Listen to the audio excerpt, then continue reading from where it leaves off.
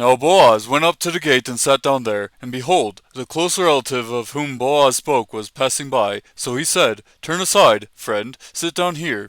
And he turned aside and sat down. He took 10 men of the elders of the city and said, Sit down here. So they sat down. Then he said to the closest relative, Naomi, who has come back from the land of Moab, has to sell the piece of land which belongs to our brother Elimelech.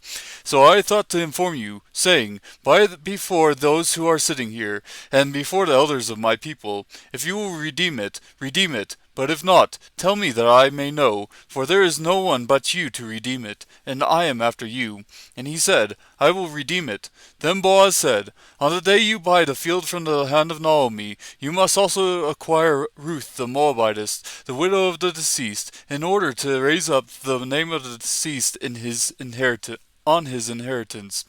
The closest relative said, I cannot redeem it for myself, because would jeopardize my own inheritance. Redeem it for yourself. You may have my right of redemption, for I cannot redeem it. Now this was the custom in former times in Israel concerning the redemption and the exchange of land to confirm any matter. A man removed his sandal and gave it to another, and this was the manner of attestation in Israel.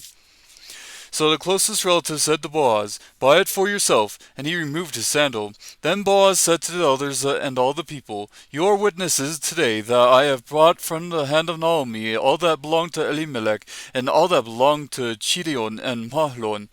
Moreover, I have acquired Ruth the Moabitess, the widow of Mahlon, to be my wife in order to raise up the name of the deceased on his inheritance, so that the name of the deceased will not be cut off from his brothers or from the court of his birthplace. You are witnesses today.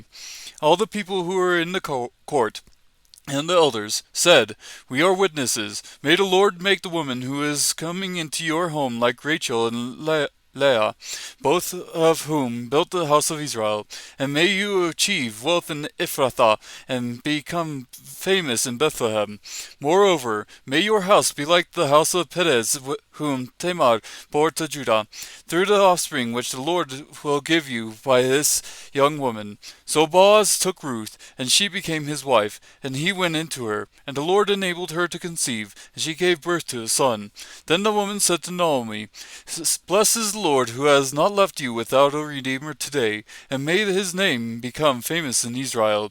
May he also be to you a restorer of life and a sustainer of your old age. For your daughter-in-law, who loves you and is better to you than 7 sons, has given birth to him. Then Naomi took the child and laid him in her lap, and became his nurse. The neighbor woman gave him a name, saying, A son has been born to Naomi. So they named him Obed. He is the father of Jesse, the father of David. Now these are the generations of Perez. To Perez was born Hezron, and to Hezron was born Ram, and to Ram Aminadab, and to Aminadab was born Nashon, and to Nashon Solomon, and to Solomon was born Boaz, and to Boaz Obed, and to Obed was born Jesse, and to Jesse David.